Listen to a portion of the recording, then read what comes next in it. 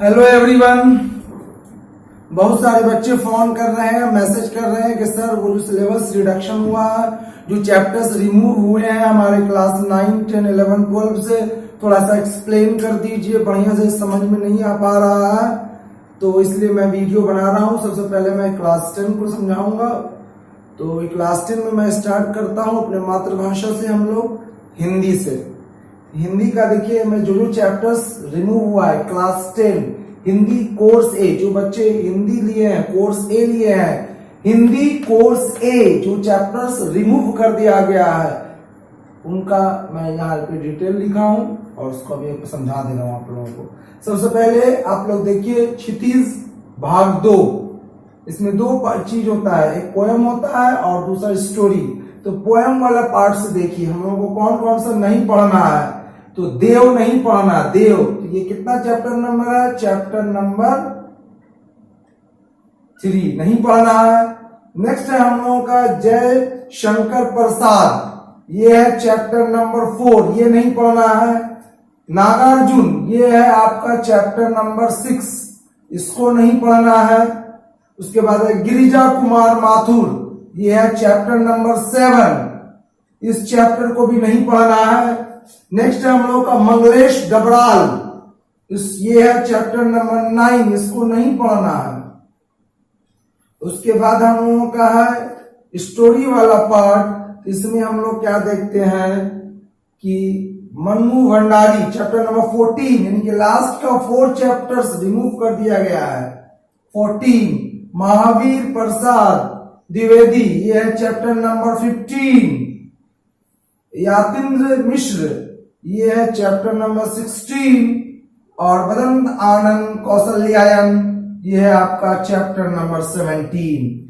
तो इस बुक में 17 चैप्टर्स थे पहले, अब क्या हो गया 1, 2, 3, 4, 5, 6, 7, 8, 9 चैप्टर्स रिमूव कर दिया गया। सिर्फ आप लोगों को 8 चैप्टर्स ही पढ़ने हैं। उसके बाद मैं आता हूं नेक्स्ट बुक आप लोगों का जो है वो है कृतिका भाग 2, कोर्स ए वालों के लिए जो है आपका, इसमें 5 चैप्टर्स है। तो 5 चैप्टर्स में से लास्ट का 2 चैप्टर, एही ठैया झुलनी है रानी हो रामा, ये जो चैप्टर नंबर 4 है, और ये जो मैं क्यों लिखता हूं चैप्टर नंबर 5, ये दोनों रिमूव कर दिया गया है कृतिका से, और क्षितिज से ये चैप्टर्स रिमूव कर दिए गए हैं।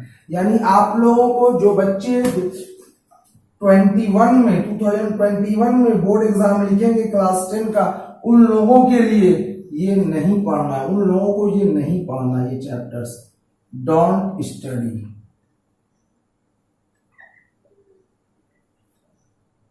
ठीक है, अब मैं आता हूं नेक्स्ट चैप्टर, दूसरा सब्जेक्ट। अब मैं बताने जा रहा हूं आप लोगों को English literature and language class 10 deleted chapters, जो चैप्टर्स रिमूव कर दिया गया है वो बता रहा हूं। तो ग्रामर पोर्शन से आप लोगों को यूज ऑफ पैसिव वॉइस ये नहीं पढ़ना है। Clauses, noun clause, adverb clause, clauses of condition, clause of time और रिलेटिव, ये नहीं स्टडी करना है। प्रीपोजिशंस आप लोगों को नहीं पढ़ना है। फिर लिटरेचर बुक में हम लोग आते हैं, इसमें हम लोगों के पास 2 बुक है, first flight and footprints without feet. तो हम लोग पहले फर्स्ट फ्लाइट को देखते हैं। इस बुक में देखिए हम लोगों के टोटल जो नंबर ऑफ चैप्टर्स हैं वो 11 है, और उसके अलावा पोएम्स भी है बीच में। तो हम लोगों को कौन कौन सा चैप्टर रिमूव कर दिया गया है, ये देखिए, how to tell wild animals, ये जो है आपका चैप्टर नंबर 3 और चैप्टर नंबर 4, इसके बीच में यहाँ पर दिया हुआ है पेज नंबर 43, पेज 43 में दिया हुआ आप लोगों को ये वाला नहीं स्टडी करना है। नेक्स्ट फिर हम लोगों को कौन सा डिलीट किया गया है, वो द ट्रीज है। ट्रीज, ये जो आपका दिया हुआ है पेज नंबर 99 पे है, पेज 99 ट्रीज, ये है चैप्टर नंबर 7 और 8 के बीच में।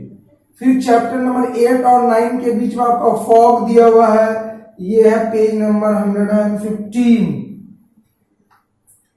ये आपको स्टडी नहीं करना है। फिर नेक्स्ट है आप लोगों को मिसबिल लॉटर, तो ये है चैप्टर नंबर 8, ये खुद चैप्टर नंबर 8 है, ये चैप्टर 8 नहीं स्टडी करना है।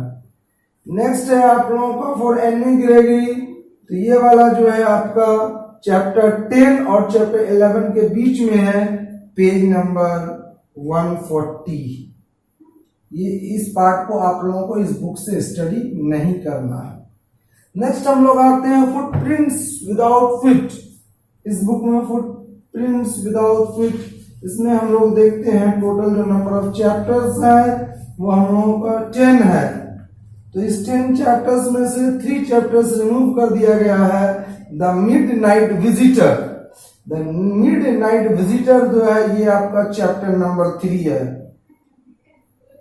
ए क्वेश्चन ऑफ ट्रस्ट जो है हम लोगों का चैप्टर नंबर 4 है, ये नहीं स्टडी करना है। और एक last chapter the book that saved the earth, ये चैप्टर नंबर जो हम लोगों का 10 है, इसको नहीं स्टडी करना है। इस बुक से हम लोगों को 3 चैप्टर्स रिमूव कर दिया गया और इससे हम लोगों का 1 2 3 4 5 रिमूव कर दिया गया। आप लोगों को क्या करना है, ये सारा स्टडी नहीं करना है। उन बच्चों के लिए है जो बच्चे जो है 2021 में एग्जाम लिखने वाले हैं, 2021 में बोर्ड एग्जाम देंगे क्लास 10 का, उनको नहीं लिखना है। अब मैं बताता हूँ नेक्स्ट सब्जेक्ट सोशल के बारे में, हिस्ट्री, ज्योग्राफी और पॉलिटिकल साइंस एंड इकोनॉमिक्स। इसमें जो है बच्चों को बहुत ज्यादा कंफ्यूजन है। कंफ्यूजन क्या है, कौन से चैप्टर से मैप आएगा, किस चैप्टर से मैप नहीं आएगा। ये चैप्टर यहाँ जो लिखा गया है any one of this chapters, इस पे भी बच्चों के अंदर कंफ्यूजन है। तो मैं आप लोगों को क्लियर करना चाहता हूँ। सबसे पहले मैं स्टडी कराता हूँ आप लोगों का हिस्ट्री का। हिस्ट्री में देखिए आप लोगों का जो हिस्ट्री बुक है ये, आज जो भी मैं बता रहा हूँ सारा एनसीईआरटी बुक से, क्योंकि हम लोग के बोर्ड एग्जाम के लिए एनसीईआरटी बुक प्रिस्क्राइब्ड है, तो उसी को फॉलो करना है। तो हम लोगों को यहाँ दिया है सेक्शन 2 में लाइवलीहुड्स, इकोनॉमिक्स एंड सोसाइटीज। इसमें जो चैप्टर नंबर 3 और 4 है, 3 the making of a global world और 4 द एज ऑफ इंडस्ट्रियलाइजेशन। ये जो 2 चैप्टर है, इन दोनों चैप्टर में से किसी एक को बोर्ड एग्जाम के लिए दोनों चैप्टर रिमूव कर दिया गया है, लेकिन 2 चैप्टर में से कोई एक चैप्टर चुनना है और वो चैप्टर जो है to be assessed in the periodic test and not in the board exam. Clearly लिख दिया गया है। जो क्लास टेस्ट वगैरह होंगे या स्कूल जो एग्जाम होता है, स्कूल का इंटरनल एग्जाम है ना, वो जो है आप लोगों का टीचर जो है क्वेश्चन इस दोनों में से किसी एक में से देंगे आपको, लेकिन बोर्ड एग्जाम में इन दोनों में से किसी में से क्वेश्चंस नहीं आएंगे।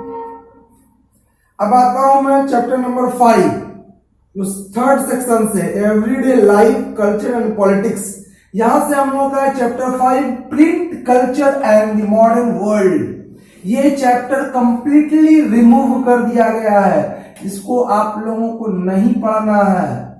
ऐसे तो बोर्ड एग्जाम के लिए इन दोनों को भी नहीं पढ़ना है, लेकिन टेस्ट के लिए, पीरियोडिक टेस्ट के लिए एनी वन स्टडी करना है पीरियोडिक टेस्ट के लिए। नेक्स्ट मैं आता हूं अब ज्योग्राफी पे। ये देखिए ज्योग्राफी बुक जो आप लोगों का है कॉन्टेम्परेरी इंडिया 2, इसमें देखिए हम लोगों का जो है वो chapter number 2 forest and wild life resources. ये चैप्टर जो है आप लोगों को स्टडी नहीं करना, कंप्लीटली नहीं पढ़ना है इसको। अब है चैप्टर नंबर 3 वाटर रिसोर्सेस। इसमें एक्सेप्ट मैप, यानी इस चैप्टर से बोर्ड एग्जाम में मैप पे क्वेश्चन पूछा जा सकता है, बाकी कुछ भी इससे नहीं आपको स्टडी करना है। तो सिर्फ मैप को आपको स्टडी करना है, ये मैप को स्टडी करना है और बाकी कुछ भी इस चैप्टर से नहीं पढ़ना है। उसी तरह से आपका चैप्टर नंबर 5 है मिनरल्स एंड एनर्जी रिसोर्सेस। इसमें देखिए क्या है, इसमें भी एक्सेप्ट मैप, यानी मैप आपको स्टडी करना है। इस चैप्टर में जो भी मैप से बेस्ड क्वेश्चन है उसको आपको स्टडी करना है, बाकी आपसे क्वेश्चन नहीं पूछा जाएगा बोर्ड एग्जाम में। तो आपको यानी कहने का मतलब ये कि इन दोनों चैप्टर से सिर्फ आप मैप पढ़िएगा, इन दोनों चैप्टर से सिर्फ मैप, ओनली मैप, इन दोनों चैप्टर से आप स्टडी कीजिएगा, ओनली मैप, बाकी इसको पढ़ना नहीं है। ये फिर हटा दिया, ये सिलेबस से रिमूव कर दिया गया। अब मैं आता हूं पॉलिटिकल साइंस। पॉलिटिकल साइंस जिसको आप लोग सिविक्स भी कहते हैं, इसमें देखिए आपका जो है टोटल चैप्टर्स कितने हैं, 8 चैप्टर्स हैं। तो 8 चैप्टर्स जो है तो इसमें chapter number 3 democracy and diversity completely हटा दिया गया, नहीं पढ़ना, कुछ भी नहीं पढ़ना है उसमें से। Chapter number 4 gender religion and caste, कुछ भी नहीं पढ़ना है। Popular struggles and movement chapter number 5, जिसमें से भी आपको कुछ भी नहीं पढ़ना है। फिर 6, 7 पढ़ना है। Chapter number 8 challenges to democracy नहीं पढ़ना है। तो आपका सिलेबस बहुत ही इजी कर दिया गया है। हम लोगों का जो इकोनॉमिक्स है, अंडरस्टैंडिंग इकोनॉमिक डेवलपमेंट, इकोनॉमिक्स वाला पार्ट जो है, इसमें से हम लोगों का कोई चैप्टर रिमूव नहीं किया गया, डिलीट नहीं किया गया। इन लोगों को हम लोगों को पूरा स्टडी करना होगा सोशल में। ये था आपका सोशल स्टडीज के बारे में। आपको जानकर बेहद खुशी होगी कि बहुत सारा टॉपिक्स रिमूव कर दिया गया है और आपका सिलेबस बिल्कुल इजी बना दिया गया है। आप लोग ध्यान से इस वीडियो को देखिए और अपने सभी फ्रेंड्स को शेयर कीजिए ताकि सभी को इसके बारे में नॉलेज हो जाए। सबसे पहले मैं चैप्टर नंबर 1 पे आता हूं। देखिए ये एनसीईआरटी बुक है, मैथमेटिक्स क्लास 10, उसी से मैं बता रहा हूं क्योंकि ये हम लोगों के मेन बुक है। Real number chapter number 1, real numbers. इसमें बहुत सारे टॉपिक्स हैं, इसमें से एक टॉपिक जो है इक्लिप्स डिवीजन लेमा, ये वाला को रिमूव कर दिया गया है।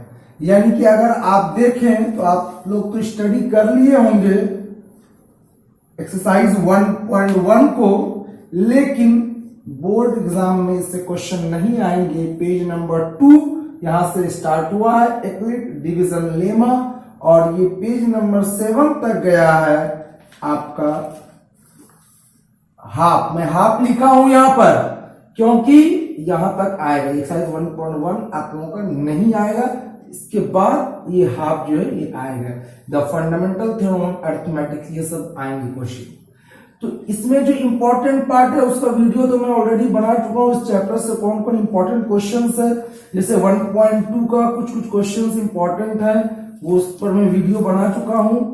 और आपका ये जो प्रूव करने वाला होता है कि √2, √3, √5, √7 ये सबके रेशनल नंबर है ना, वो इंपॉर्टेंट पार्ट है इस चैप्टर 1 का।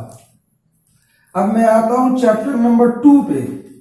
चैप्टर नंबर 2 में देखिए, यानी क्लियर हो गया कि ये वाला पार्ट नहीं पढ़ना, एक्सरसाइज 1.1 नहीं पढ़ना है। Page number 2 to 7 half page तक नहीं पढ़ना है, जहां से fundamental theorem of arithmetics start होता है वहां से पढ़ना है। फिर उसके बाद चैप्टर 2 में जो पॉलिनोमियल्स है, इसमें statement and simple problems on division algorithm for polynomials with real coefficient, ये वाला नहीं पढ़ना है आप लोगों को, ये रिमूव कर दिया गया है। तो आप जब चैप्टर 2 खोलेंगे तो 2.1, 2.2 पढ़ना है आपको। और जब आप आते हैं जब 2.3 पे, 2.3 में जो है इसमें कुछ क्वेश्चन जो है आपका इससे बेस्ड है, statement and simple problem on division algorithm है, इसलिए वो वाला आपको नहीं स्टडी करना है। देखिए मैं आप लोगों को दिखा दे रहा हूं, 2.2 तक आप लोगों को पढ़ना है। यहां क्या दिया, डिवीजन एल्गोरिथम फॉर पॉलिनोमियल्स।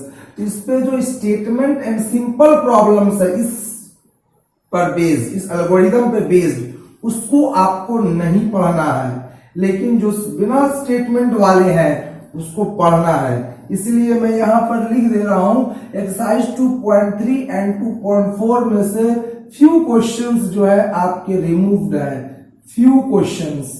यानी जो question statement and simple problem based है और रियल कोएफिशिएंट वाला उसका आंसर्स होते हैं, वो वाले को आपको नहीं पढ़ना है, बाकी सभी पढ़ना है। इसलिए यहाँ पे फ्यू क्वेश्चंस रिमूव है इन दोनों एक्सरसाइज में से और फ्यू को पढ़ना है। नेक्स्ट मैं आता हूं चैप्टर नंबर 3 पे, pair of linear equation in 2 variables. इसमें हम लोग पढ़े हैं कि सॉल्यूशन निकालने का 3 मेथड हम लोग को सिलेबस में दिया हुआ है, एक सब्स्टिट्यूशन मेथड, एलिमिनेशन मेथड और तीसरा है क्रॉस मल्टीप्लिकेशन मेथड। तो ये क्रॉस मल्टीप्लिकेशन मेथड जो है नहीं पढ़ना है हम लोगों को। तो इस क्रॉस मल्टीप्लिकेशन मेथड से रिलेटेड क्वेश्चन जो है मेनली हम लोगों को 3.5 में दिया है, 3.1 3.2 इस सब में नहीं दिया। 3.5 में जो हम लोगों को क्वेश्चन दिया है वो मेनली है आपका इसी से रिलेटेड क्रॉस मल्टीप्लिकेशन मेथड। यहाँ क्वेश्चन में लिखा हुआ भी है, क्वेश्चन नंबर 1 में, जैसे देखिए यहाँ पर by using cross multiplication method. तो आप क्या कर सकते हैं कि 3.5 को पढ़िए। बोलिए क्यों?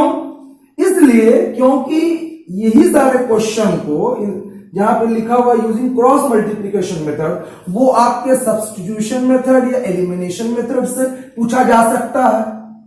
या एग्जाम में आपको यही क्वेश्चन मान लिया अगर दे दिया और मेथड नहीं मेंशन किया, तब तो आपको इन दोनों मेथड में से कोई एक मेथड यूज करके बनाना होगा।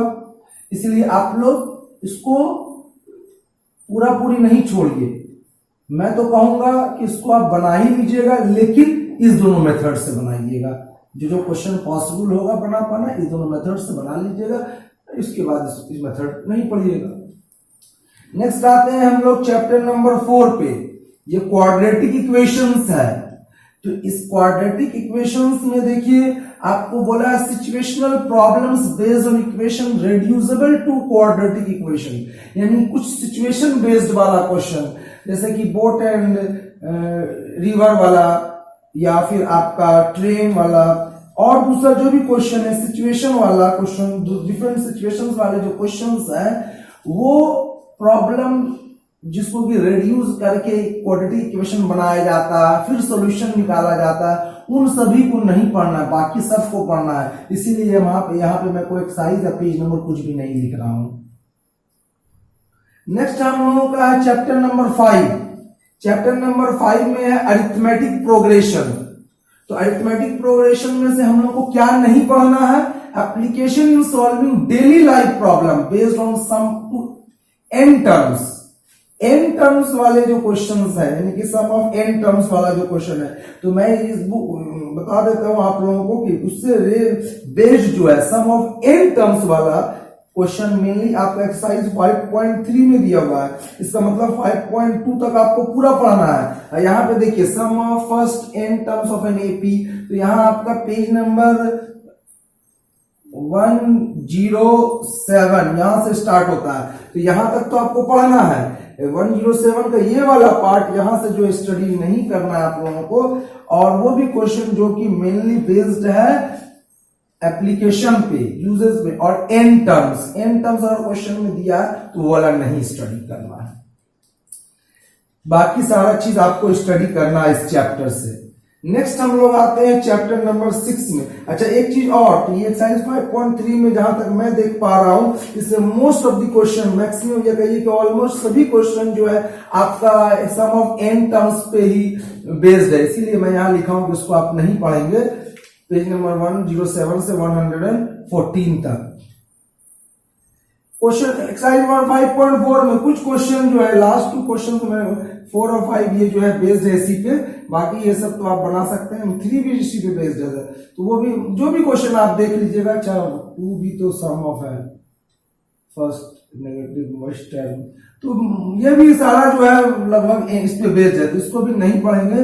5.4 तो 1 तक कर सकते हैं आप लोग, नहीं पढ़ेंगे तो काम चलेगा आपका।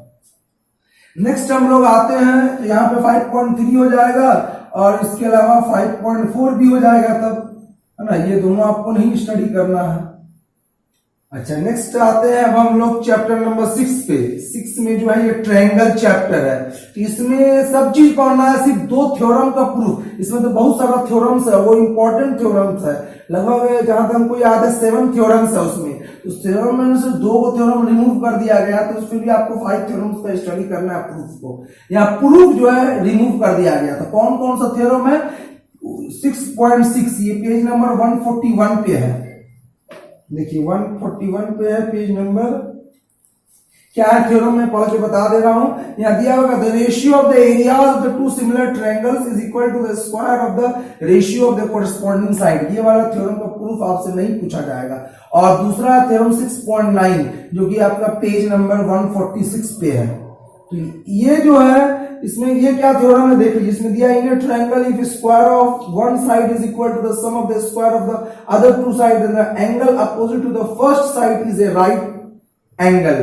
ये थ्योरम आपको इसका प्रूफ नहीं आएगा, लेकिन इसमें बेस्ड क्वेश्चंस आपसे पूछा जा सकता है, इसीलिए आप इस चैप्टर को पूरा स्टडी कीजिए। इसमें से सिर्फ इस दोनों थ्योरम का प्रूफ को नहीं कीजिएगा। नेक्स्ट आता हूं मैं चैप्टर नंबर 7 पे।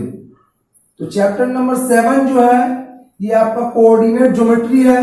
ये थोड़ा इजी है और जो डिफिकल्ट पार्ट था वो आपका रिमूव कर दिया गया है।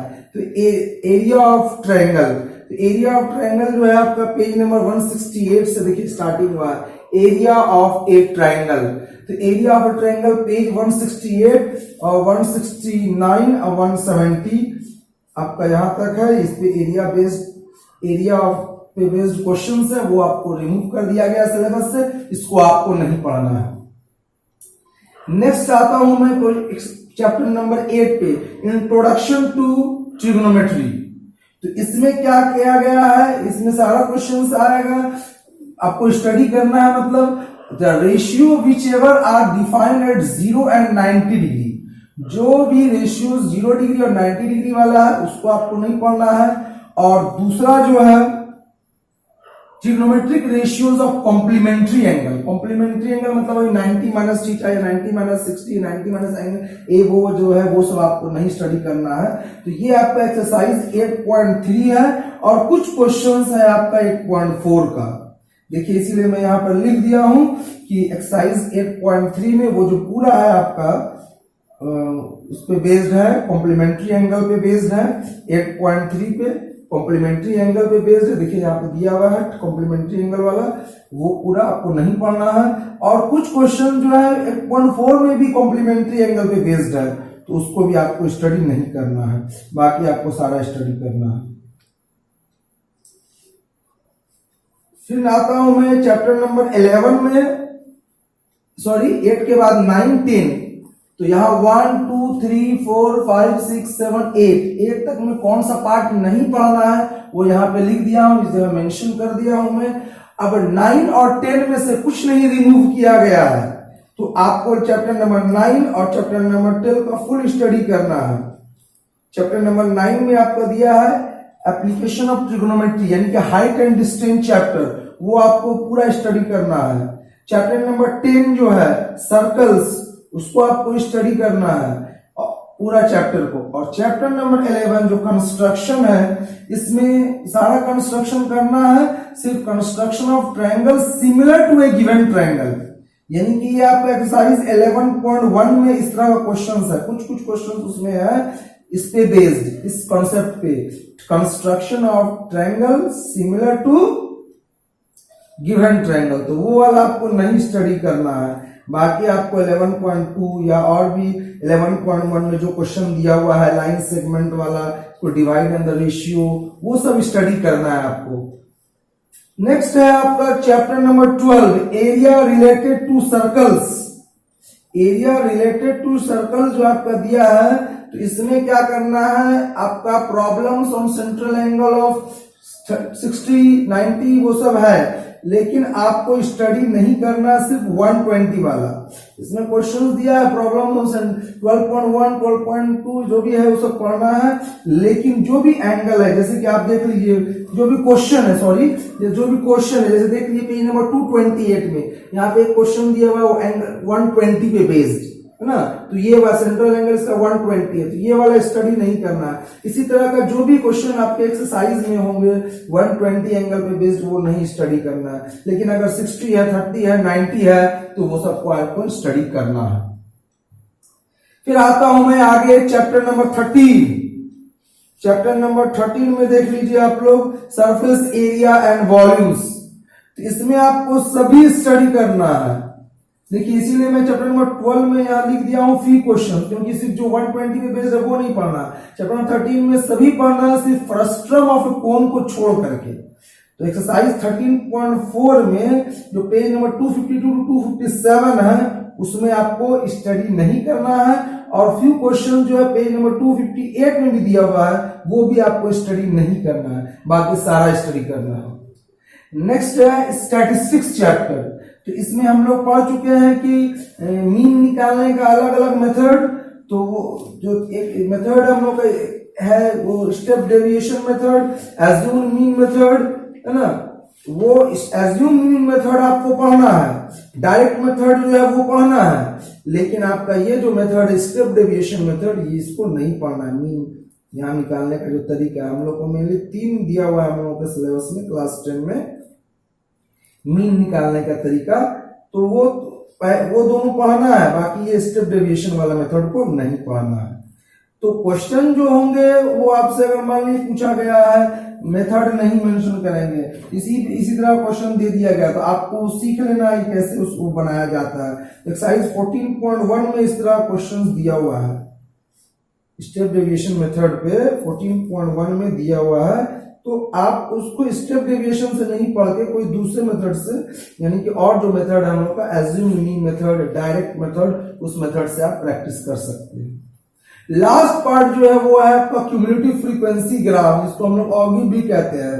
तो एक्सरसाइज 14.4 जो कि पेज नंबर 290 और 293 है उसको नहीं पढ़ना है। 290 से 293 तक ये वाला पार्ट आप लोगों को नहीं पढ़ना है, बाकी आपको पढ़ना है। देखिए यहाँ पे दिया हुआ है पेज नंबर 290 में, यहाँ से स्टार्ट है 290 में क्यूमुलेटिव फ्रीक्वेंसी पे है, और ये जाकर के आपका 293 तक है, यहाँ पर 293 तक। ये आपको नहीं पढ़ना है, बाकी सब पढ़ना है। नेक्स्ट जो है हम लोगों का और चैप्टर 14 के बाद जो हम लोग का चैप्टर नंबर 15 है, तो चैप्टर नंबर 15 को रिमूव नहीं किया गया है, आपको चैप्टर नंबर 15 पूरा पढ़ना है। तो ये था हम लोगों का डिटेल एनालिसिस में किया हूं, पूरा आपको डिटेल में बता दिया हूं कि कौन सा पार्ट पढ़ना है और कौन सा नहीं पढ़ना है। ये डिलीटेड टॉपिक्स है, इन टॉपिक्स को रिमूव किया गया है। यहाँ मैं डिलीटेड एक्सरसाइज या पेज नंबर लिख दिया हूं, लेकिन कहीं पे कुछ क्वेश्चन जो है तो आप ध्यान दीजिएगा पढ़ने समय कि इस टॉपिक्स पे बेस्ड जो क्वेश्चन होगा उसको नहीं करना है, बाकी जो भी क्वेश्चन होंगे उसको आपको स्टडी करना है, प्रैक्टिस करना है बढ़िया से। ठीक है, मैं अब बताता हूं दूसरा सब्जेक्ट। तो अब मैं आप लोगों को क्लास 10 साइंस में कौन कौन से चैप्टर या चैप्टर का पार्ट रिमूव कर दिया गया है उसके बारे में बताऊंगा। तो class 10 science deleted topics page number, तो इसमें जो चैप्टर नंबर 1 है केमिकल रिएक्शंस एंड इक्वेशंस, ये चैप्टर आप लोग पूरा पढ़ भी लिए होंगे अभी तक में। ये चैप्टर में से कोई भी पार्ट रिमूव नहीं किया गया है। चैप्टर नंबर 2 ऑलमोस्ट सभी बच्चे इसको भी कंप्लीट कर लिए हैं। तो एसिड्स, बेसिस एंड सॉल्ट्स, इसमें से भी कोई पार्ट रिमूव नहीं किया गया है। अब आते हैं हम लोग chapter number 3 metals and non metals. इसमें से कुछ पार्ट जो है लास्ट का पार्ट, चैप्टर का लास्ट पार्ट, बेसिकली वो जो है basic metallurgical processes, corrosion and it's prevention. तो जो दिया हुआ है पेज नंबर 49 में, वहां से देखिए स्टार्ट होता है आपका occurrence of metals, extraction of metals, यही है आपका ये मेटलर्जिकल वाला पार्ट। कैसे एक्सट्रैक्ट किया जाता है मेटल को, क्या प्रोसेसेस है ना, उसको कैसे एनरिच किया जाता है, रिफाइन किया जाता है, जो भी चीज है वो आपको नहीं पढ़ना है। फिर यहाँ पे कोरिजन एंड इट्स प्रिवेंशन, यही आपका पेज नंबर 67 to 76 में है। एक मिनट, प्रिवेंशन एंड सॉरी ये पेज नंबर आपका इसी में तो आ गया, 54 में ही आ गया। तो ये वाला पार्ट इसका मतलब यहाँ पर नहीं है, ये आपका है चैप्टर 4 का है। ये चैप्टर 4 का है।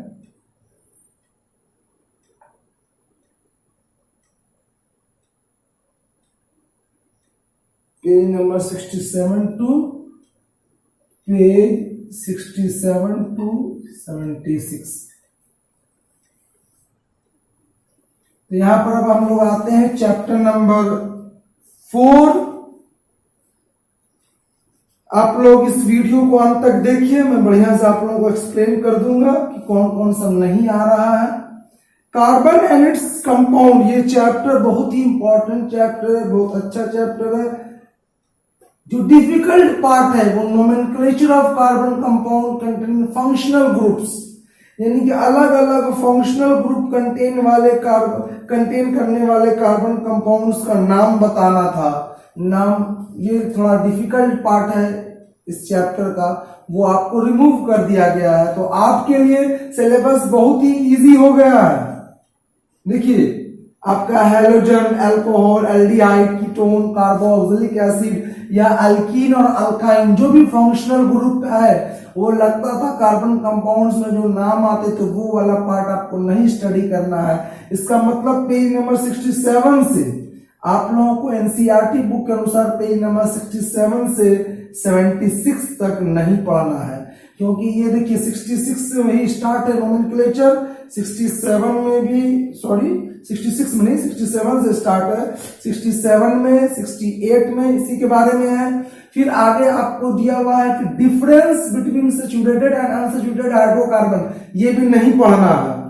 नेक्स्ट हम लोग का chemical properties of carbon compounds.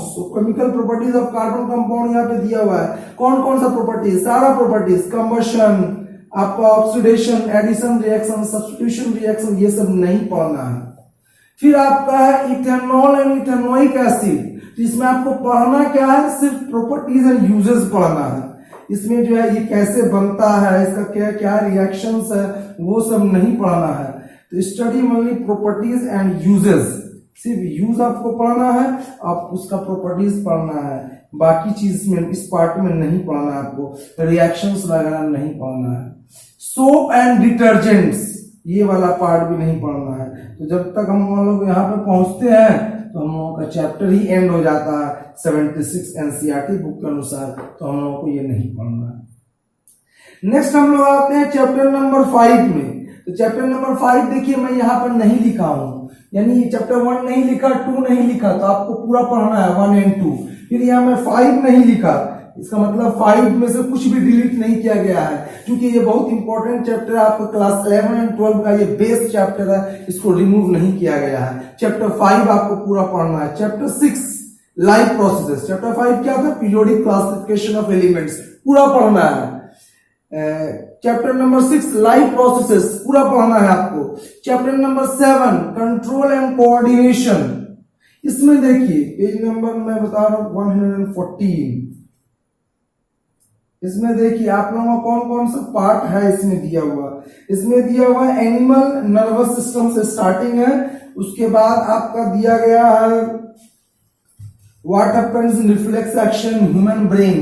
तो देखिए आपको ये वाला जो है नर्वस सिस्टम, ये तो हटा दिया गया, यानी वो सब नहीं पढ़ना है आपको स्टार्टिंग पेज से ही। फिर आपका नेक्स्ट दिया है ये रिफ्लेक्स एक्शन, तो रिफ्लेक्स एक्शन भी आपके सिलेबस में नहीं है। ह्यूमन ब्रेन के बारे में कुछ नहीं बोला गया है, तो ह्यूमन ब्रेन आप लोग पढ़ लेंगे, लेकिन अगर देखिए तो ह्यूमन ब्रेन भी पार्ट ऑफ नर्वस सिस्टम है, तो क्लियर नहीं किया इसके बारे में, इसलिए ब्रेन आप लोग जरूर पढ़ लीजिएगा। उसके बाद हम लोगों का कोऑर्डिनेशन इन प्लांट्स, देखिए control and coordination in animal नहीं पढ़ना है, लेकिन यहाँ पे कोऑर्डिनेशन इन प्लांट्स दिया हुआ है, तो इसमें हम लोग का आ जाता है ट्रॉपिक मूवमेंट इन प्लांट्स, इसीलिए उसको आप नहीं पढ़िएगा। नेक्स्ट है प्लांट हार्मोन, तो वो भी नहीं पढ़ना है। नेक्स्ट हम लोग आते हैं हार्मोन इन एनिमल्स, तो देखिए इसके बारे में दिया हुआ एनिमल हार्मोन, तो ये नहीं पढ़ना है हम लोगों को। उसके बाद चैप्टर खत्म हो जाता है। तो हम तो ये देख रहे हैं कि चैप्टर 7 में से आपको लगभग कुछ भी नहीं पढ़ना है, थोड़ा बहुत ब्रेन के बारे में पढ़ लेना है, एक आध बार रीडिंग कर लेंगे, ये सारे टॉपिक्स को आप छोड़ देंगे। बाकी जो आपको कुछ रहेगा, जो आपके स्कूल में पढ़ाया जाएगा, जो वीडियो से आप पढ़ते हैं ऑनलाइन, या मैं जो नोट्स बनाता हूँ वो जो अपलोड करूंगा उसमें से आप देख लीजिएगा। मैं सभी चैप्टर्स का नोट्स ही बनाता हूँ, चाहे साइंस हो या मैथ हो, उसको मैं अपने इस चैनल पे अपलोड करता हूं, आप लोग यहां से स्टडी कर सकते हैं। नेक्स्ट है हम लोगों का chapter number 8, how do organisms reproduce. इस चैप्टर में से कुछ भी रिमूव नहीं किया गया है, यानी कि ये पूरा चैप्टर आपको स्टडी करना है। नेक्स्ट है हम लोगों का चैप्टर नंबर 9। चैप्टर नंबर 9 जो है वो है heredity and evolution. Heredity and evolution, तो यहां पर देखिए इस हेरिडिटी एंड एवोल्यूशन चैप्टर में बेसिक कॉन्सेप्ट्स ऑफ एवोल्यूशन नहीं पढ़ना, यानी कि स्टार्टिंग से आपको हेरिडिटी के बारे में दिया है चैप्टर में, तो हेरिडिटी के बारे में सारा चीज पढ़ना है, ये सब पढ़ना है। तो कहां से आपका कॉन्सेप्ट्स ऑफ एवोल्यूशन स्टार्ट हुआ? पेज 147 से स्टार्ट हुआ है, पेज 147 टू 158, इसीलिए मैं लिख दिया हूं। यहाँ देखिए ये सब सारा आपका हेरिडिटी के बारे में है, तो यहां तक पढ़ना है आपको। यहाँ ये क्वेश्चन भी कर लेना है। यहाँ एवोल्यूशन जो दिया हुआ है, एवोल्यूशन से यहां से नहीं पढ़ना, क्योंकि दिया बेसिक कंसेप्ट ऑफ एवोल्यूशन, वो वाला पार्ट आपको नहीं पढ़ना है। तो एवोल्यूशन के बारे में हम लोगों को जो भी यहाँ पर दिया है उसको नहीं पढ़ना है। फिर अब हम लोग आते हैं स्पेशिएशन के बारे में। स्पेशिएशन के बारे में कुछ मेंशन नहीं किया गया है, तो इसका मतलब उसको आपको पढ़ना है। कॉन्सेप्ट ऑफ एवोल्यूशन नहीं पढ़ना है, लेकिन स्पेशिएशन पढ़ना है। इसीलिए यहाँ पे हम एक्सेप्शनल में क्या रखेंगे? एक्सेप्शनल में हम छोड़ देंगे 150 पेज नंबर, यानी कि पेज नंबर 150 जो है आपको पढ़ना है।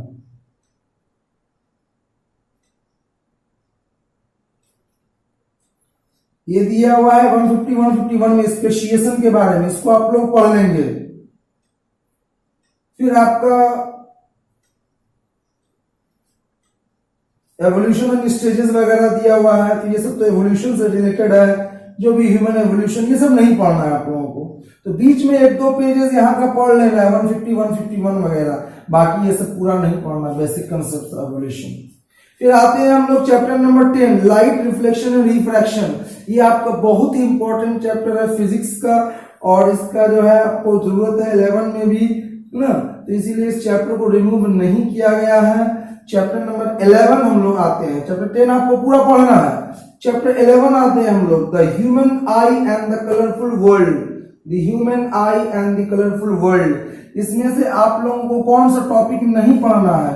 Functioning of a lens in a human आई, यानी कि ह्यूमन के आंख में लेंस कैसे काम करता है वो नहीं पढ़ना है, लेकिन ह्यूमन आई के बारे में पढ़ना है, उसका वेरियस पार्ट्स के बारे में पढ़ना है।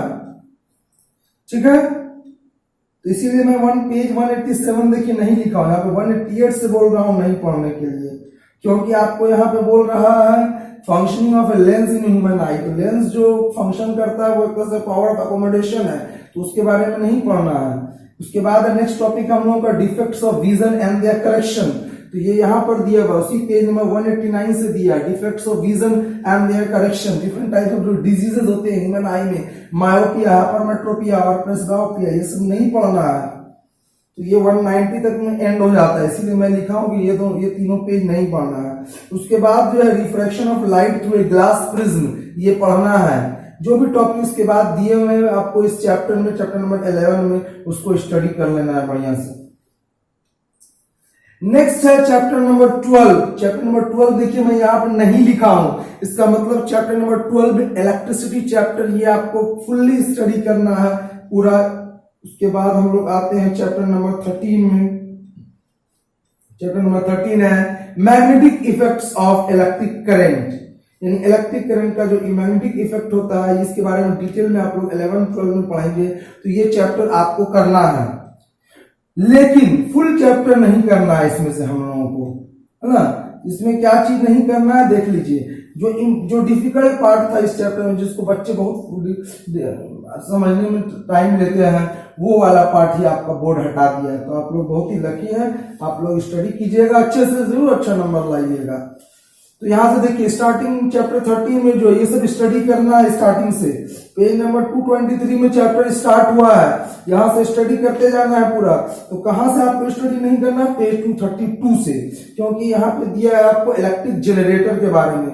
तो जनरेटर वाला पार्ट समझिए आपका यहाँ से स्टार्ट होता है, यहाँ से मोटर, इलेक्ट्रिक मोटर, उसके बाद आपका इलेक्ट्रोमैग्नेटिक इंडक्शन, उसके बाद यहाँ हम लोगों को दिया डायरेक्ट करंट, अल्टरनेटिंग करंट, जिसको डीसी और एसी कहते हैं।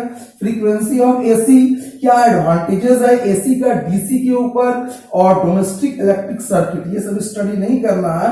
तो इसका मतलब पेज नंबर 232, पेज नंबर 232 से 238 ये पूरा आपको इस चैप्टर में स्टडी नहीं करना है। बोर्ड एग्जाम के लिए आप लोगों को स्टडी नहीं करना है, लेकिन आप चाहते हैं कि बेटर हो आपका रिजल्ट 11-12 में, और आगे आपका जो है दिक्कत नहीं हो स्टडी करने में। साइंस लेके जब आप पढ़ाई करेंगे तो आपको तो सारे चैप्टर्स को बढ़िया से स्टडी करना चाहिए। बोर्ड एग्जाम में क्वेश्चन नहीं आएंगे इन सभी चैप्टर से। अब आता हूं मैं चैप्टर नंबर 14 पे। चैप्टर नंबर 14 में क्या है? Sources of energy. तो सोर्सेस ऑफ एनर्जी में देखिए आपको दिया पेज नंबर 242 में कि what is a good source of energy को पढ़ना है। अब उसके आगे देखिए different forms of energy, conventional and non conventional sources of energy, ये सबको नहीं पढ़ना है। इसमें और भी कुछ पार्ट्स हैं जो आप लोगों को स्टडी नहीं करना है, या स्पेस नहीं लेने की वजह से मैं नहीं लिख पाया था। अब यहाँ पे रब कर दिया हूँ, यहाँ पे लिख दे रहा हूँ। तो आपको कौन सा नहीं पढ़ना है? वो है आपका fossil fuels, solar energy, biogas, wind, water,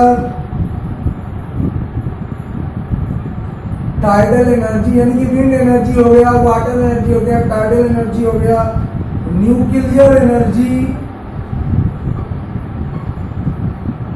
renewable and non-renewable resources, renewable and non-renewable resources of energy नहीं पढ़ना है आप लोगों को। उसके बाद लास्ट का 2 चैप्टर जो है उसमें से कुछ भी रिमूव नहीं किया गया है, तो उसको आप लोगों को फुल्ली स्टडी करना है। आप लोगों को फुल्ली लास्ट 2 चैप्टर्स जो है उसमें से कुछ भी रिमूव नहीं किया गया, आप उसको पूरा स्टडी कीजिएगा। 15 और 16 our environment and management of natural resources. ठीक है, तो आप लोग इस ढंग से बढ़िया से स्टडी कीजिए। आप इस वीडियो को अपने सभी फ्रेंड्स को शेयर कीजिए ताकि वो लोग भी इसी ढंग से स्टडी कर सके। जो टॉपिक सिलेबस में है मेनली उस पर ज्यादा इंपॉर्टेंस देंगे, और बाकी जो एक्स्ट्रा पार्ट है जो सिलेबस में नहीं है लेकिन चैप्टर्स में है हम लोगों का, वो तो पढ़ना ही चाहिए अपना नॉलेज के लिए, और ताकि वो आपका बेस बन जाएगा 9-10 का।